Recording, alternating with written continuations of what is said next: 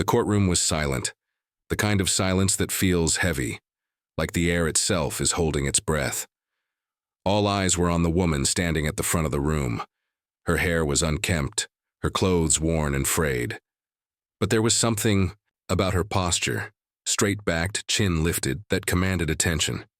She wasn't just another defendant. She was a veteran, a homeless veteran, and today she was accused of trespassing. The charge seemed straightforward, almost mundane. But as the judge called her name, something shifted in the room. It was as if everyone sensed that this wasn't going to be a typical case. This wasn't just about a woman who had been caught sleeping in an abandoned building. This was about a life, a story, and a truth that no one saw coming.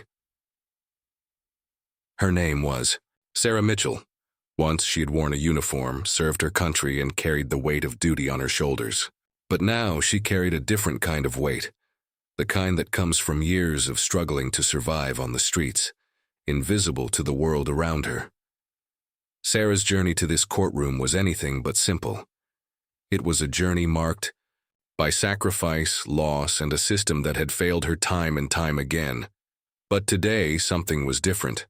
Today, the system was about to face her, and what happened next would leave everyone in that room, and eventually, the world, stunned. It all started on a cold November night. Sarah had been searching for shelter, like she did every night. The abandoned warehouse on the edge of town was her last resort. It wasn't much, but it kept the wind out and the rain off her back. She had no idea that the building was privately owned, or that the owner had recently decided to press charges against anyone found on the property. When the police arrived, Sarah didn't resist. She knew the drill. But this time something felt different. Maybe it was the way the officer hesitated before cuffing her, or the way he avoided her eyes. Whatever it was, it planted a seed of unease in her mind. The news of her arrest spread quickly. A homeless veteran charged with trespassing? It was the kind of story that made people pause. For some, it was a reminder of the struggles veterans face after they return home. For others, it was a call to action. But for Sarah, it was just another chapter in a life that had been anything but easy. She didn't expect anything to come of it. She had been through the system before. She knew how it worked. But then, something unexpected happened. The case gained traction. People started paying attention. And when the day of her court appearance arrived, the room was packed. As Sarah stood before the judge, she could feel the weight of their stares. She didn't know what to expect. Would she be fined, sentenced to community service? Or would it be something worse? The judge cleared his throat and began to speak. But before he could finish, something extraordinary happened. A voice from the back of the room interrupted him. It was a voice that no one expected to hear, least of all Sarah. The voice belonged to someone from her past, someone she hadn't seen in years, someone who knew the truth about what had led her to this moment. The room erupted in whispers. Who was this person? What did they know? And why had they chosen now to speak up? The judge, visibly surprised, called for order. But the tension in the room was palpable. Sarah's heart raced as she turned to face the stranger. Their eyes met, and in that moment she knew that her life was about to change. But how? And what did this mean for her future? The answers to those questions would have to wait. Because just as the stranger began to speak, the judge raised his hand, silencing the room once more. "We'll reconvene tomorrow," he said. And with that, the gavel came down, leaving everyone, including Sarah, hanging on the edge of uncertainty. What happened next would shock the courtroom, the community, and eventually the world. But for now, all anyone could do was wait. Wait and wonder what secrets were about to be revealed and how they would change everything. The courtroom emptied slowly, the buzz of whispered conversations trailing behind the crowd like a shadow. Sarah remained seated, her hands clasped tightly in her lap, her mind racing. Who was that person who had spoken up? Why had they come forward now, after all these years? She couldn't shake the feeling that something big was about to happen. Something that would either save her or break her completely. The officer assigned to escort her out of the courtroom approached, but she barely noticed. Her thoughts were elsewhere, drifting back to a time when her life had been different, a time when she had worn a uniform, carried a rifle, and believed in the promise of coming home to a grateful nation. Sarah had joined the military straight out of high school. It wasn't just a job for her, it was a calling. She had always felt a deep sense of duty, a need to serve something greater than herself. For years, she thrived in the structure and camaraderie of military life. She was good at what she did, disciplined, focused, and fiercely loyal to her unit. But war has a way of changing people, and Sarah was no exception. The things she saw, the things she had to do, they stayed with her long after she returned home.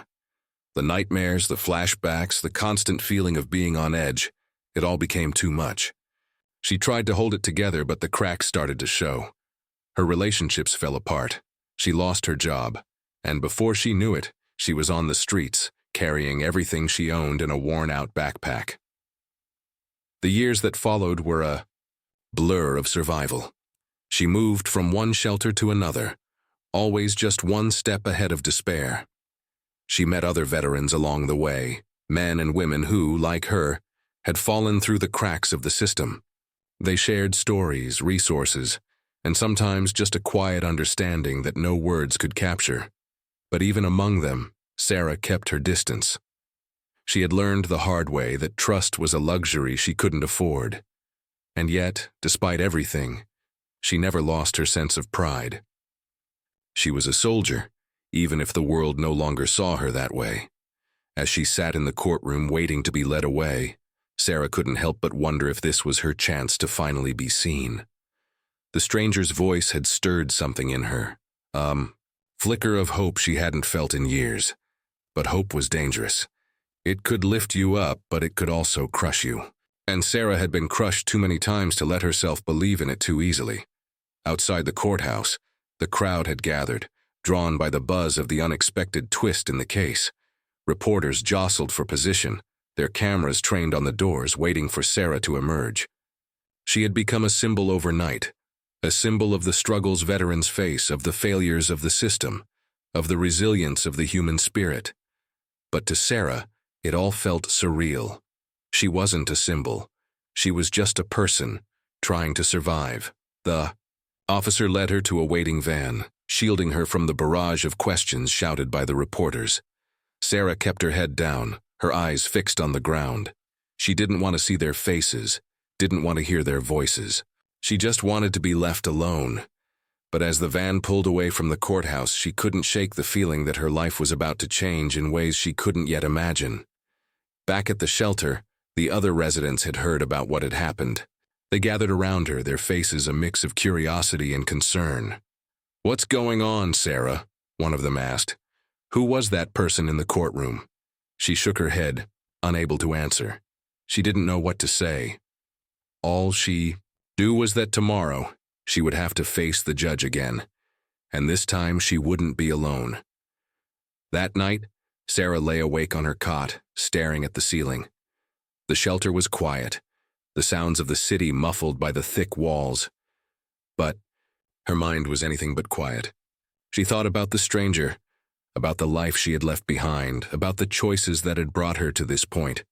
She thought about the people she had lost, the dreams she had abandoned, the person she used to be, and she wondered if it was possible to start over, to reclaim even a small piece of the life she had once known. The next morning, the shelter was abuzz with activity. The staff had heard about Sarah's case and were doing everything they could to support her. They helped her find clean clothes, made sure she had something to eat, and even arranged for a lawyer to meet her at the courthouse. Sarah was grateful, but she couldn't shake the feeling of dread that had settled in her chest. She didn't know what to expect, and that scared her more than anything. When she arrived at the courthouse, the crowd was even larger than the day before. The reporters were back, their cameras flashing as she stepped out of the van. But this time, there was something different. Standing at the edge of the crowd was the stranger from the day before. Sarah's breath caught in her throat as their eyes met. There was something familiar about them, something that tugged at the edges of her memory. But before she could place them, the officer was leading her inside. The courtroom was packed, every seat filled with people eager to see what would happen next. Sarah took her place at the front of the room, her heart pounding in her chest. The judge entered, and the room fell silent. He looked at Sarah, then at the stranger, who had taken a seat in the front row. "We'll hear from the witness now," he said, his voice calm but firm. The stranger stood, their eyes never leaving Sarah's. They stepped forward, their footsteps echoing in the silent room. And then they began to speak. Their voice was steady, but there was a tremor of emotion beneath the surface. They talked about Sarah, about her service, about the sacrifices she had made. They talked about the day everything had changed, the day Sarah had saved their life. And as they spoke, the pieces began to fall into place. Sarah's mind raced as she listened. She remembered now. She remembered the mission, the explosion, the chaos. She remembered pulling the stranger from the wreckage, carrying them to safety. She remembered the promise she had made to herself that day, to never leave anyone behind. But she also remembered what had come after. The nightmares, the guilt, the feeling that she had failed, that she could have done more. The stranger's voice broke as they reached the end of their story. "Sarah Mitchell is a hero," they said, their words ringing out in the silent courtroom. "And she deserves better than this." The room erupted in murmurs, the weight of the stranger's words sinking in. Sarah felt a lump rise in her throat, but she forced herself to stay composed. She didn't know what would happen next, but she knew one thing for sure. Her life would never be the same. The judge raised his hand, calling for order. "We'll take a short recess," he said, his eyes lingering on Sarah, "and then we'll continue." As the room emptied once more, Sarah remained seated, her mind spinning. The stranger's words had opened a door to the past, but they had also raised more questions than answers. What did this mean for her future? Would it be enough to change the outcome of the case? And what would happen when the truth, the whole truth, came out? For now all she could do was wait and wonder what the next chapter of her story would bring. The recess felt like an eternity. Sarah sat in the same spot, her hands trembling slightly as she tried to process everything that had just happened. The stranger's words echoed in her mind, each sentence unraveling memories she had buried deep. She remembered the heat of the desert, the acrid smell of smoke, the weight of her gear as she dragged the stranger to safety. But she also remembered the aftermath, the sleepless nights, the guilt that gnawed at her, the feeling that she had failed despite doing everything she could. She had never expected to see that person again, let alone have them stand up for her in a courtroom. It was overwhelming, and yet it gave her a glimmer of hope she hadn't felt in years. Across the room, the stranger, now identified as Daniel Carter, sat quietly, his hands clasped tightly together. He had spent years searching for Sarah, driven by a debt he felt he could never repay. When he heard about her arrest, he knew he had to act, but now, sitting in the courtroom, he felt a mix of relief and anxiety. He had told his story, but he wasn't sure if it would be enough. The system was complicated, and he knew that justice wasn't always served, especially for those who had fallen through the cracks like Sarah. He glanced at her, his heart aching, at the sight of the woman who had once been so strong, now worn down by life's relentless hardships. He wanted to do more, but he didn't know how. Outside the courtroom, the media frenzy was growing. News outlets had picked up the story, and it was spreading like wildfire. "Homeless veterans' heroic past revealed in courtroom drama," read one headline. Social media was ablaze with comments, some praising Sarah's bravery, others criticizing the system that had failed her. Advocacy groups for veterans' rights began mobilizing, using the case to highlight the struggles many former service members face when they return home. The story was no longer just about Sarah. It had become a symbol of a much larger issue. But for Sarah, it was still deeply personal. She wasn't sure she wanted to be a symbol. She just wanted a chance to rebuild her life. Meanwhile, the owner of the abandoned warehouse, a man named Robert Hayes, was feeling the pressure. He had pressed charges against Sarah without much thought, seeing it as a simple matter of protecting his property. But now, with the spotlight on the case, he was beginning to regret his decision. He hadn't known Sarah's story, hadn't realized the weight of her past. He was just a businessman trying to protect his investment. But as the media dug deeper, he found himself painted as the villain in a narrative he never intended to be part of. He wondered if there was a way to make things right, but he wasn't sure where to start. Back in the courtroom, the judge returned, and the room fell silent once more. He looked at Sarah, then at Daniel, and finally at the prosecutor and defense attorney. "We will proceed with the case," he said, his voice calm but firm. "But I want to make one thing clear. This is not just about trespassing. This is about a life, a story, and a system that has failed someone who served this country. We will hear all sides before making a decision." The prosecutor stood, his expression unreadable. He began to lay out the case against Sarah, emphasizing the importance of property rights and the rule of law. But his words felt hollow, even to him. He couldn't ignore the weight of the story that had just been shared, and he found himself struggling to maintain his usual confidence. The defense attorney, on the other hand, seized the opportunity. She painted a vivid picture of Sarah's life, her service, her struggles, her humanity. She argued that charging Sarah with trespassing was not just unjust, but a failure of the system to care for those who had sacrificed so much. As the arguments continued, Sarah sat quietly, her mind racing. She didn't know what to expect, but she could feel the tension in the room building. The judge listened carefully, his face giving nothing away. When both sides had finished, he leaned forward, his eyes scanning the room. "This is a complex case," he said, "and it deserves careful consideration. We will reconvene tomorrow to hear additional testimony and make a final decision." The gavel came down and the room erupted in murmurs once more. Sarah felt a wave of exhaustion wash over her. She had been through so much, and yet the hardest part was still to come. Daniel approached her, his eyes filled with concern. "Are you okay?" he asked softly. She nodded, but her voice caught in her throat. She wanted to thank him, to tell him how much his words meant to her, but she couldn't find the words. Instead, she just looked at him, her eyes filled with a mix of gratitude and fear. As she was led out of the courtroom, the cameras flashed once more, the reporters shouting questions she couldn't answer.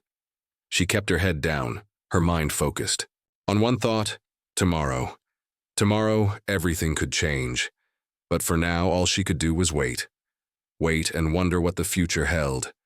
Would the judge see her as a hero, or as just another homeless veteran accused of trespassing?